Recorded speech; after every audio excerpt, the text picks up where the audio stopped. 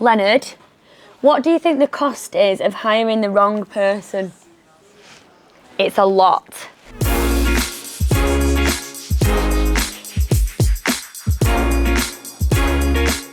So, hiring the wrong person is obviously crap for loads of reasons, because when you hire somebody into your business who maybe dazzled you at the interview and it was really impressive, and then they turn up on day one and they're a shadow of their former self, and that is obviously really disappointing, because you're just thinking, what have I done? I've made a massive mistake.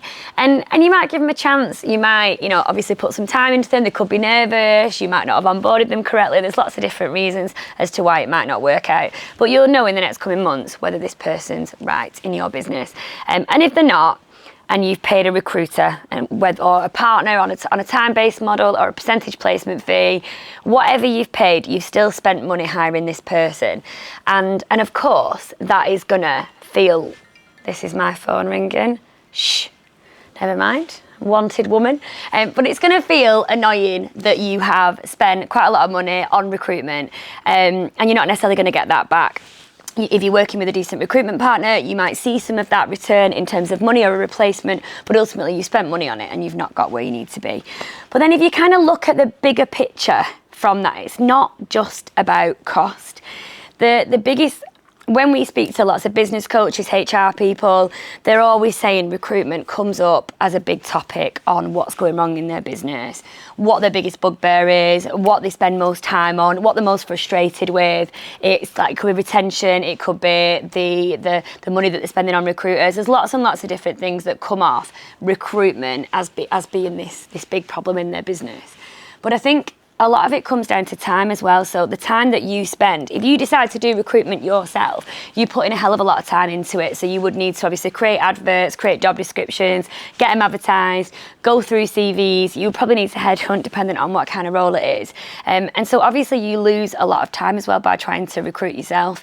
But if you've recruited the wrong person in your business and you spent a lot of time training them, but they don't work out, then you're losing time on kind of a double whammy. And I think if you look at it on a broader perspective as well, that if you hire the wrong person, the knock-on effect of that could be massive, not just in terms of time and money, but it could upset the apple cart within your current business. It could force other people to leave. It could create a toxic workforce. It could ruffle feathers with regards to management. There's lots and lots of different things that could happen. And that's why for us, it doesn't start with just kind of throwing a spec out and looking for someone who fits the spec. Recruitment should start with who you are as a business. Do you know who you are as a business? Do you know what your culture is? Do you know what your values are? Do you know who you want to be as a business with maybe a little bit more time to actually spend on it? Do you understand the team dynamics? Do you understand the culture of the different teams within your business? I think you need to learn all of those things about yourself. And again, it always comes down to dating. Like if you go out there and you don't really know who you are as a person or what you want, and you try dating, you're probably going to go for the wrong people who might not treat you very well, or, people who are going to, take advantage of you. But it is the same when it comes to recruitment. If you don't know who you are, how can you possibly advertise and attract the right people who are going to fit with your business?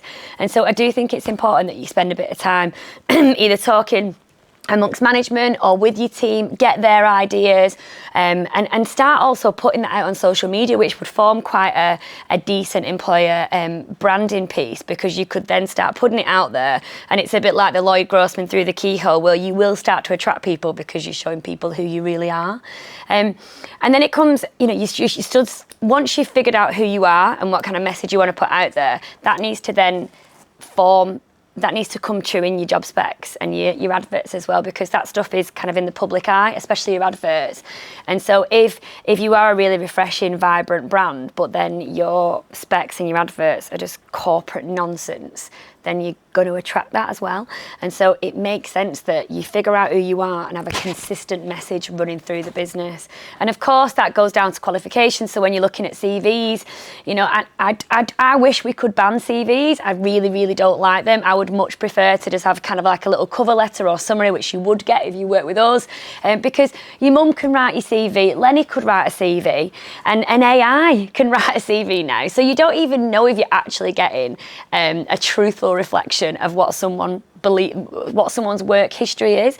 And so for me, I think it's always better to speak to somebody on the phone first and really get to know that person and qualify them against all of the who we are culturally, what we're trying to achieve, where we're trying to go, like our pet peeves, what we don't like, what we won't stand for. And you need to be looking at people based on that, because it kind of comes down to this: do we hire based on skills or personality?